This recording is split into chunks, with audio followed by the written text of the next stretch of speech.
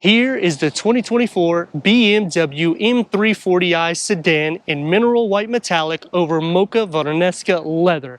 The sweet spot has returned against rivals like Mercedes, Audi, Genesis. It's a lot in this segment. I'm going to go over some pros and cons. I'm Anthony from Hawkeye Rides, and I'm going to explain the big problem that I have with the M340i. Starting off with the LED headlights and daytime runnings, because we've ticked the package for the Shadowline package. The M Sport Package Pro adds these red brake calipers that house 4 pistons in the front and a single floating caliper in the rear, with the exterior Shadowline trim and the M Shadowline lights. Active kidney grille shutter with the gloss black elements, and against this mineral white, I think the boxy yet sleek style with the two-tone makes it look a little bit more performance driven. Nearly 5 inches of clearance, but underneath the hood is what makes this a sweet spot, because it's a 3.0 liter BMW M twin powered turbo, twin scroll turbo, that's what that stands for, with a 48 volt mild hybrid technology, producing 382 horsepower and 369 pound-feet of torque, paired to an 8-speed sport automatic transmission, reaching 60 at 4.4 seconds. You get the X-Drive, it's gonna shed 0.3 seconds on that. Top speed at 130. Change these 19-inch wheels and you could get up to 155 miles per hour. This is a jet black multi-spoke setup going against comparable rivals like Mercedes AMG C43. This is going to have the same torque, and it's going to be actually faster without the X-Drive, in which that has 402 horsepower. So it just shows you what I mean by sweet spot. As for Audi and Genesis, this is still going to be faster by a few tenths of a second, and you're still achieving 23 mpgs for the city and 31 mpgs for the highway. So when you're considering a near 50-50 weight distribution, it's not as long as the new 5 Series. You still have some space, and it's more sporty than pretty much everybody in its class. Where's the problem lie? Well, it starts off with options. If you option this thing up, you can be right at an M3 spec. And then at that point, a couple grand, you might as well throw the competition package and you get 30 horsepower more, and the 0 to 60 is under 4 seconds. But don't let that deter you from getting an M Sport, because you're still getting M rear differential, the side view mirrors, the gloss black elements highlight the side, and it has a more sporty rocker on the M340i. And for those that want to option a Cadillac CT4 V Series, this is going to be faster, and even going into the V Series black wing, it's going to be under 4 seconds. But then when you start thinking about the price, you can option the M3, add the competition, 503 horsepower, and it's going to be faster by a few tenths of a second. The rear gets the gloss black for the spoiler lip, LED taillights, and the lower gets that aggressive finish with the dual exhaust outlets. What I like about the example we're showing today is it does not option the 360-degree reverse camera. Normally I would say tick the box, but because we've ticked the box for other features, I would say just be cautious, because again, it's going to escalate the price. So this just has a reverse camera, front and rear parking sensors. Quick release going into 17 cubic feet of storage. Bag holders are going to be tucked inside with a storage nook, and you can pull this up so that way you have a little bit more storage on the side. Split fold the rear bench in the back at a 60-40 split. Because I'm tall, I'm just gonna fold it down, and that's going to increase the cargo to the M340i. We need to go inside, start it up so you can hear that exhaust note.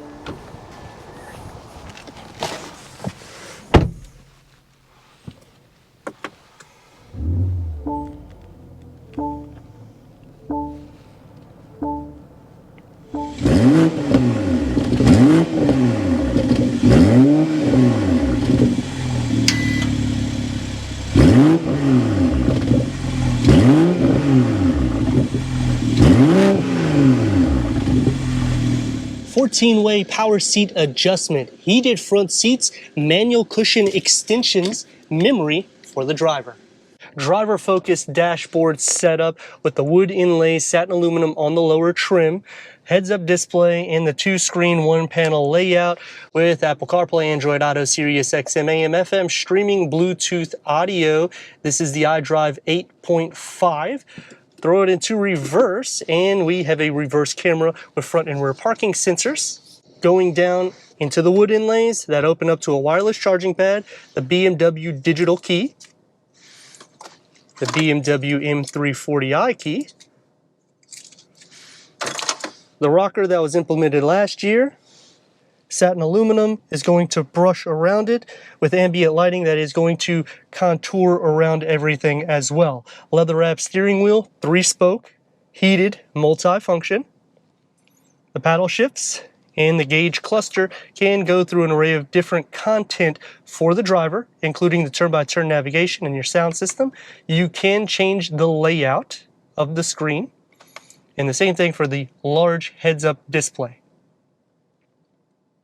Auto dimming rear view mirror, a moonroof. It's going to be more sporty, opens up to a USB and a long storage pocket. The dashboard and the doors configure it together. The Mocha comes into play and it's soft to touch pretty much here. More sporty where it needs to be, one touch up and down for all the windows. A long storage pocket with a beverage holder carved out.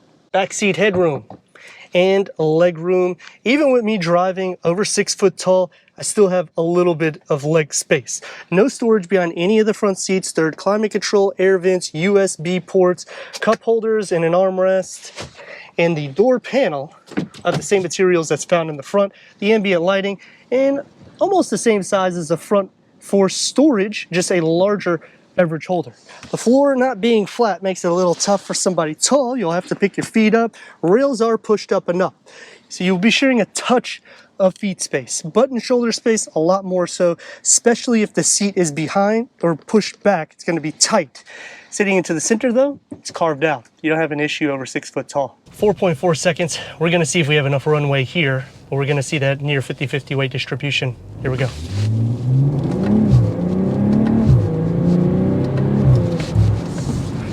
And it gets it. Dynamics, it's staying planted. I don't feel all over the place. Actually makes you want to give it a little bit more on the corners and bends. Twin scroll turbo, you can hear it just filtering in. That's a good wrap around.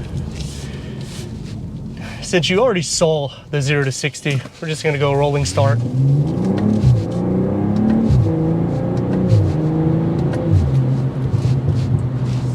I like the cracks that come in. It just sounds very sporty and athletic.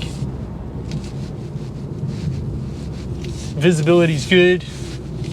Because when you're in a M340i, let's face it, you're gonna be doing a little bit of this a lot.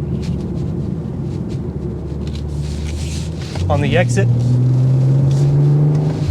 stays composed, precise, nimble. It knows exactly the direction that it needs to go because of the weight distribution. There isn't any lift in the front overhang.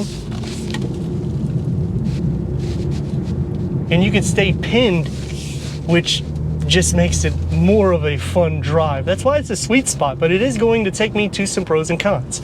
Starting off with the pros, you just saw a pretty good amount of them. This is something that on the weekend, I personally do with my own sports car. Sometimes I take my family out and say, let's go on some bend roads, so that way you can see how it is on curves and hugging the road. Because when you're at a near 50-50 weight distribution, a lot of people think, what does that mean? Well, it means the way they engineered the vehicle is meant to take corners at faster speeds, and you're not going to be moving all over the place. You can actually feel the car shift a little bit, but the wheels are still on the ground, which is awesome for the engineering perspective. Some other pros about it is it still has that open air concept, even though it's a smaller sedan. So you don't have to go to the new 5 Series because it is longer than the prior gen, and maybe you just don't want that length of a vehicle because let's face it, the 5 Series feels a little bit more grown up, even though it's not so much. This is going to feel a little bit more youthful and playful because it's just traditionally meant to feel that way. If you need to get in and out too, I mean, this thing is just incredible. Look at this. You're gonna stay up with the traffic without any issues. It's not that wide of a vehicle. The steering feels good too, in the sense of you still feel some of the imperfections in the ride, but it more or less kind of glides over everything. It's not going to be as soft as a 5 Series or even, I would say, a 7 Series. It will have a little bit of a rigid feel. Going to my cons is when you start optioning this up, like I was saying, for the big problem I have, this thing can go into the 70s really quick. And that's really where all the cons lay, is you're paying over $1,700 for Vareneska leather. If I was in the M340i, I would option it, but not for the M340i. I would spend my money otherwhere, basically on maybe a 360-degree reverse camera and a power trunk lid. Other than that, I would keep it as basic as possible. It's a fun vehicle to drive day in and day out, and for a weekend sport car as well. X-Drive, I would option that. It gets you down to 4.1 seconds. Some other cons, where you're resting your arms is going to be a lot more sporty. It's not going to be as plush material, and because of the 60,000 plus price point, I would like to feel it a little bit more softened up, because when I'm going on a longer journey, I just want to be a little bit more comfortable. The seats are going to be the most firm or sporty in class comparing to all of the rivals, but I like that because it just boasts that this is a more performance luxury vehicle. As for Cadillac, they make a great vehicle. The V-Series is an awesome bargain deal, but this is still going to have more horsepower than that. And if you go to the V Blackwing, then you might as well take the box for the M3 competition, in which it's going to be right at the same speed, and it could in some cases be a little bit less money with features. And that's the same thing with Mercedes and Audi. I am a huge fan of the RS5 Sportback, but let's face it, that vehicle is starting to touch over $100,000, especially when you add that competition package. If you get into the S5 Sportback, it's going to be the least performance in class. In the new Mercedes engine, 402 horsepower, it's a lot to squeeze out of that Turbo 4, but it's still not going to be as fast as this. And the interior will have some areas that may not feel as luxurious. I like the portrait infotainment screen that they implement, but I feel like the way they have opened everything up in BMW, implementing this screen and just putting everything as a fit to finish, feels a little bit more sporty and yet keeping a luxury vibe. And I know some people might say, well, I don't want just a fast car, maybe I should just go to a 330i. It's going to be night and day difference. This is going to give you both worlds at a pretty decent price point. Turn radius about 2 lanes.